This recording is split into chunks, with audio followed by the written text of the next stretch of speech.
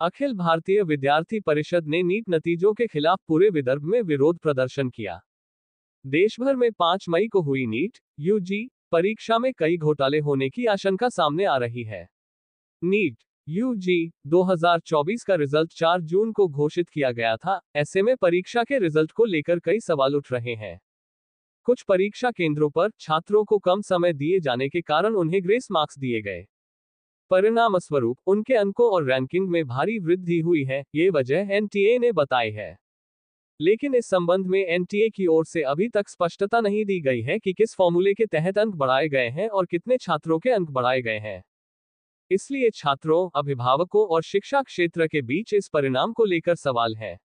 साथ ही कई छात्र सोशल मीडिया पर रिपोर्ट कर रहे हैं कि पेपर पहले ही पब्लिश हो चुका है और प्रश्न पत्र लीक होने के भी आरोप लग रहे हैं। इन सभी मुद्दों को ध्यान में रखते हुए अखिल भारतीय विद्यार्थी परिषद छात्रों को किसी भी तरह का नुकसान न हो, इसके लिए सीबीआई जांच की मांग कर रही है और आज नागपुर आंदोलन किया गया। आज का ये जो आंदोलन है ये नीट एग्ज़ाम के लिए होने जा रहा है। नीट एग्ज़ाम का रिज़ल्ट जो 14 जून को आने वाला था वो 10 दिन पहले 4 जून को आ चुका है और ये रिज़ल्ट में मैक्सिमम ज़्यादा से ज़्यादा बच्चों को पूरे आउट ऑफ मार्क्स मिले जा रहे। एक ऐसा सेंटर है जहाँ पे 14 लोगों को पूरे के पूरे मार्क्स मिले जा रहे हैं। तो इसमें पेपर पहले लीक हुआ है क्या, फिर यहाँ पे कितनी मुश्किलें आई है, बच्चों को बहुत तकलीफ़ें हो रही है इन सब चीज़ों के वजह से। जिन्होंने पहले से पढ़ाई की है उन लोगों को मार्क्स कम मिले और लिमिटेड बच्चों पे फोकस किए जाकर उन लोगों को ज़्यादा मार्क्स दिए गए हैं। ये सब प्रश्न निर्माण आते हैं। तो इसलिए अखिल भारतीय विद्यार्थी परिषद द्वारा सीबीआई जांच मांग की जाती है और ये आज आंदोलन पूरे भारत भर में अखिल भारतीय विद्यार्थी परिषद द्वारा किया जा रहा है। क्या नाम है?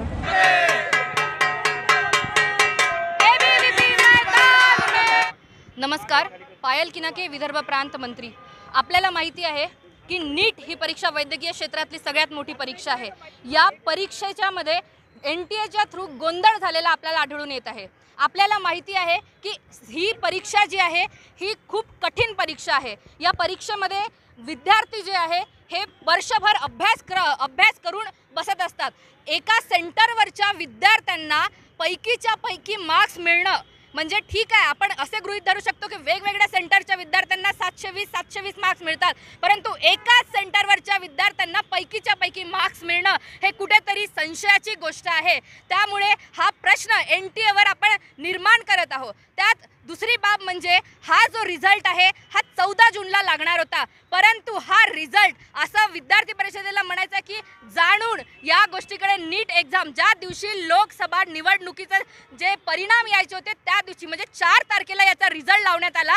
हा रिझल्ट 4 तारखेला म्हणजे 10 दिवसापूर्वी का लावण्यात आला, म्हणजे ह्या नीट सारख्या परीक्षेचा जे सगळं काही दृश्य आहे आपण दृष्टी तिकडे न घालवता ह्या सगळ्या गोष्टीकडे दुर्लक्ष करावं, हा एनटीएचा एक जो त्यांचा केलेला एक कारभार होता।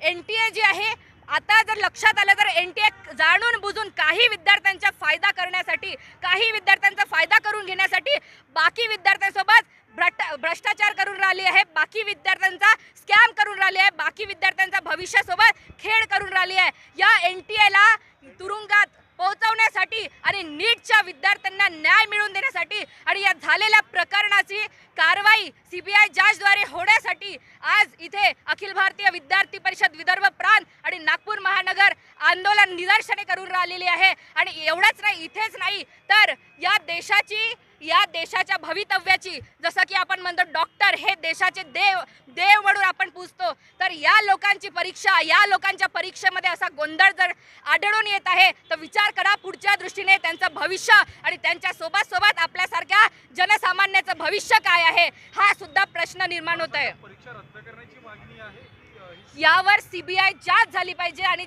तुरुंग कारवाई झाली पाहिजे सीबीआय जांच करून.